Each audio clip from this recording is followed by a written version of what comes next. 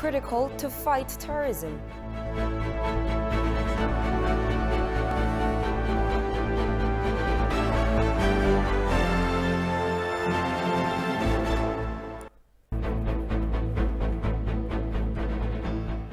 Hello and many thanks for joining us. You're watching Addis News Hour with the news. I'm Tabitha John.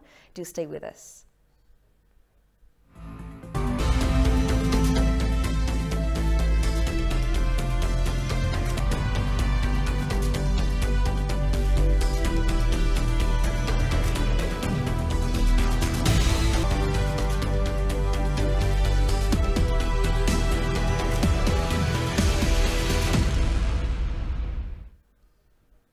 These are the day's news.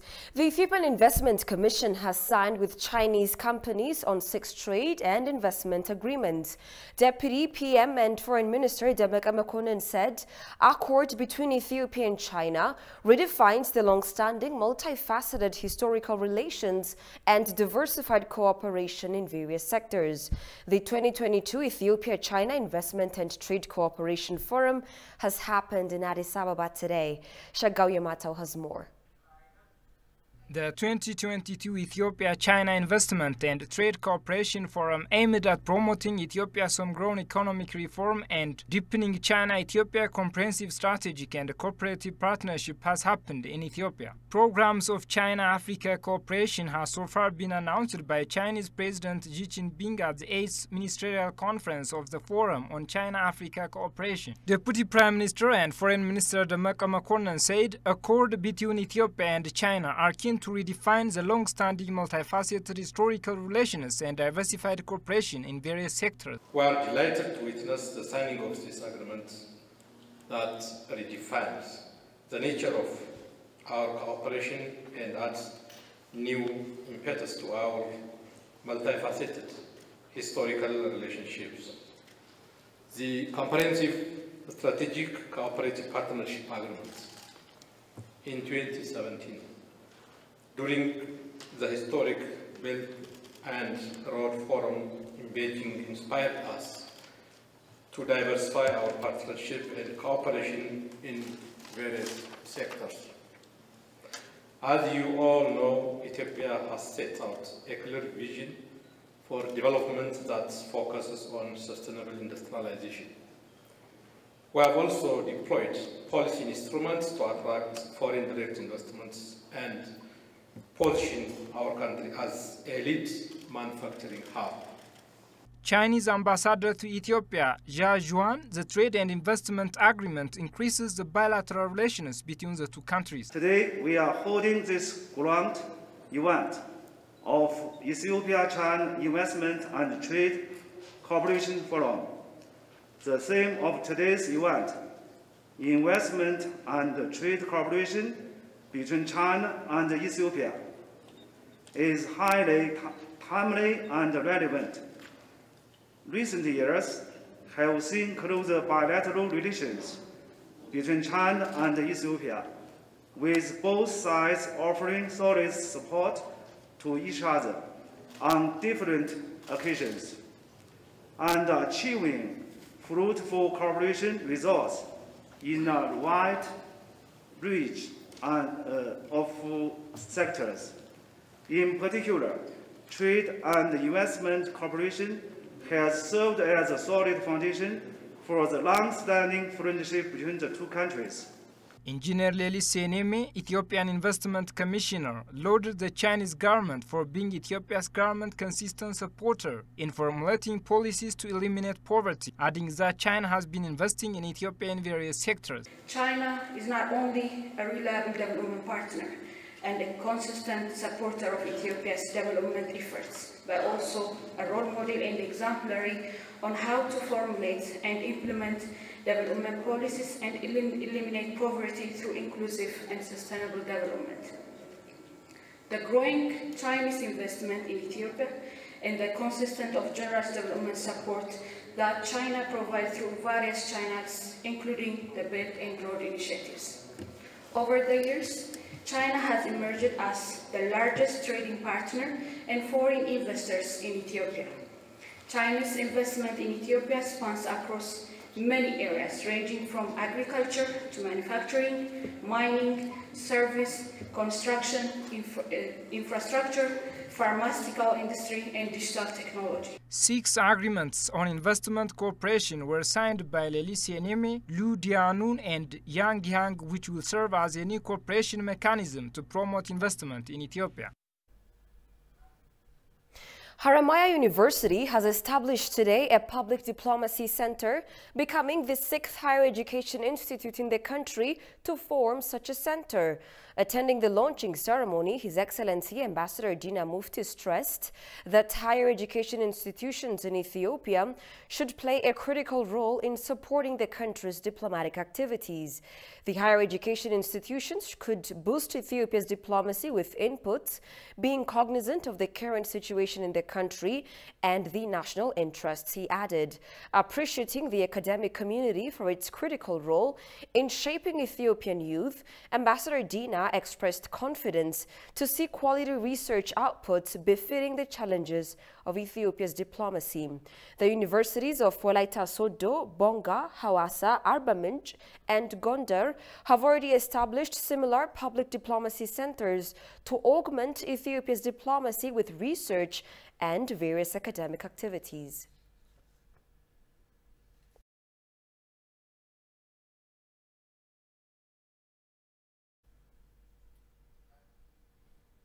Spokesperson of the Ministry of Foreign Affairs, Dina Mufti, said government is blooming in the political and economic diplomacy.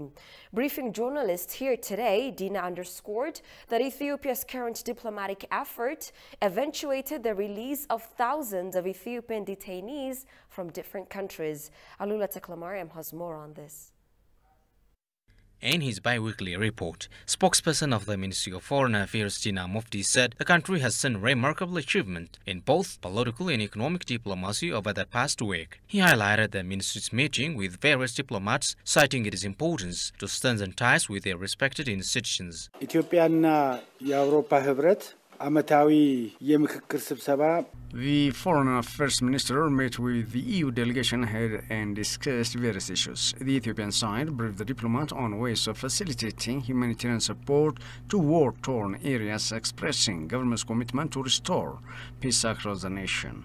The diplomat, on his part, appreciated Ethiopia's firm stance, particularly taken to calm down the Ethio-Sudan border issues. The spokesperson further added successful meetings were held between Foreign Affairs Minister Demeke Mekonnen and Denmark Development and Nordic Countries Cooperation Minister tabled bilateral issues for discussion. የዴንማርክ መንግስት በአየር ለውጥ በታዳሽ ኢነርጂ The Danish minister expressed his country's commitment to work with the Ethiopian government in areas of climate change, renewable energy, and drought protection mechanisms. Furthermore, Dina underscored that Ethiopia's current diplomatic effort eventuated the release of thousands of Ethiopian detainees from different countries. ለምሳሌ ታንዛኒያ ያሉ አዲስ አምባሳደር ናቸው ያሉት ኢትዮጵያ አምባሳደር Our newly appointed ambassador to Tanzania made a notable discussion with Tanzanian officials on ways of releasing Ethiopian detainees in the country. This is good news for the over 4,500 Ethiopian prisoners in Tanzania.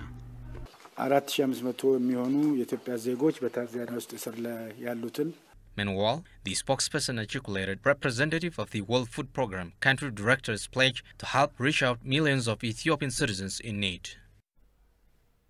A consultation forum was held today in Addis Ababa with about 9 stakeholders who had signed various agreements with Brazilian institutions representing Ethiopia. The forum aimed to review the status and implementation of those agreements, besides highlighting the current state of diplomatic relations between Ethiopia and Brazil. The conference was attended by representatives from the Sugar Corporation, the Investment Commission, the Ministry of Urban Development and Infrastructure, the Ministry of Innovation and Technology, and the Institute of Agricultural Research.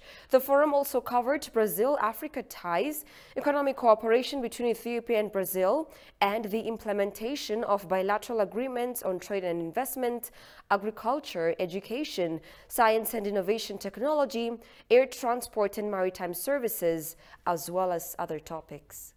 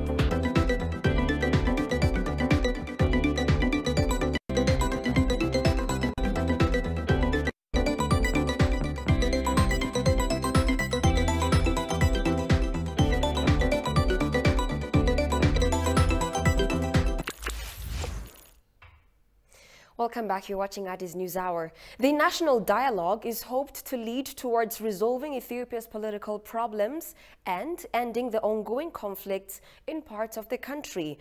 Political science expert Sisai Tesema, who spoke to EBC, said all stakeholders need to meet the expectations of the national consultations. Johannes Fentahun has compiled the following report. Throughout the history of the world, there have been many controversies and conflicts between nations and people of the same country. Most destructive disagreements occur, but most of them end with discussion and conciliation. Sisai Tesema, a political science expert who spoke to EBC, said that if the national conciliation is conducted properly and all parties meet their expectations, the country's goal can be achieved. Main reasons, especially the political party, they are demanding the constitutional and institutional reforms.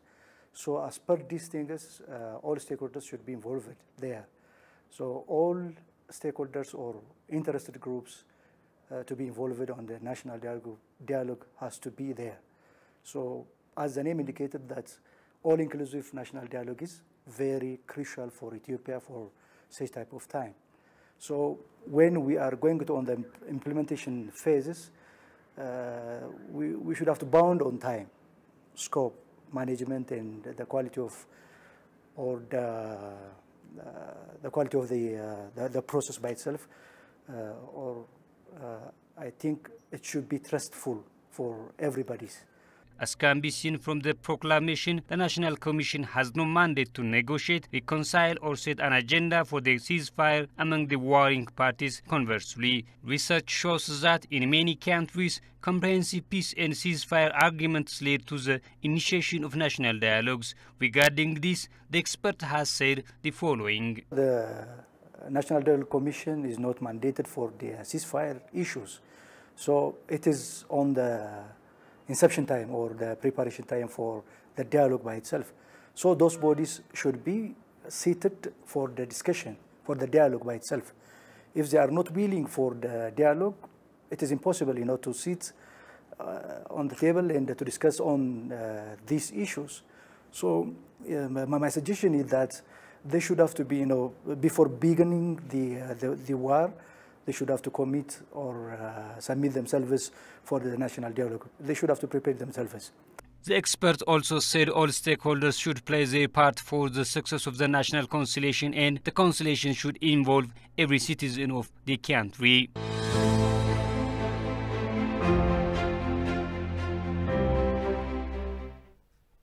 African ministers of defense said that the security situation on the continent now calls for a real new approach which should question peace and security architecture and its correlation with the new destabilizing factors in Africa. The defense ministers also underscored that the whole continent should diligently work to curb the aggravating terrorism and extremism hovering over the continent. Kasahun Chani reports the details. In an event held at the African Union, various African defense ministers indicated that unless Africans fight terrorism, the youth that aid the majority in a continent will have no opportunity to contribute to the development of their countries in Africa. In this regard, African leaders should work on youth, create jobs and enhance their engagement in peace, security and development on a continent, as to the African ministers of defense. According to the ministers, information exchange and experience sharing is critical to the fight against terrorism and extremism across the continent. Human trafficking, drug trafficking continue to fuel the security challenges we have on our continent. The political context today on the continent relates to 4 critical areas that this specialized committee should dig deeper. 1, the rapid spread of unconstitutional changes of government. 2, the rapid resurgence and spread of terrorism and violent extremism. 3, how do we unlock complex political transitions arising from unconstitutional changes of government, and finally, the public health security contextualized by COVID-19 pandemic. Today's session relates mainly to peace and security, and it shows that you've taken into account the challenges relating to the operationalization of the new African Standby Force, which will spearhead regional and continental security, reinforcing coordination between the African Union and the regional economic communities through the regional mechanisms in the utilization of the African Standby Force. 2, guaranteeing predictable and sustainable financing of peace support operations mandated by the African Union and authorized by the United Nations Security Council. Having a well-equipped and trained African Standby Force, we can quickly deploy and carry out robust peace enforcement missions with strategic airlift capacity. The continent is also looking at a new emphasis on the security issues of the maritime trade and continental waters. A new emphasis on maritime security, particularly for the Gulf of Guinea and the Indian Ocean. The Mediterranean is already awash with human trafficking, as you are aware. But these two oceans also provide succor for piracy and indeed for terrorists. It is for this reason that under the umbrella of the African Standby Force, which we hope will be fully operationalized once the Memorandum of Understanding is finalized between the African Union and the regional economic communities and regional communities. It is for this reason that we are looking at in 2023 a joint military exercise that will cover the continent in terms of Atlantic Ocean to the Gulf of Guinea and of course to the Mediterranean as well as Indian Ocean. They further noted building an effective and intelligence-sharing approach that would make things better in the shortest time possible ought to be critical to ensure human security.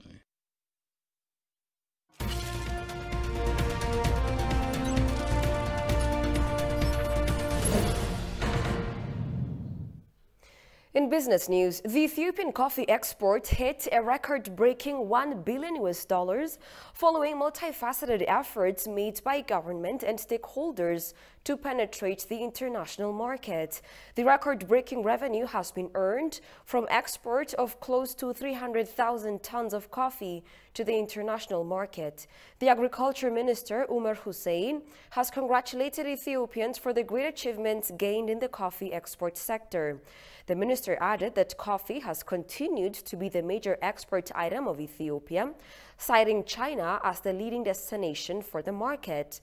China's import of Ethiopian coffee in 2021 increased by 196% compared to the previous fiscal year. Ethiopia has been implementing coffee strategy to enhance productivity and revenue from the sector.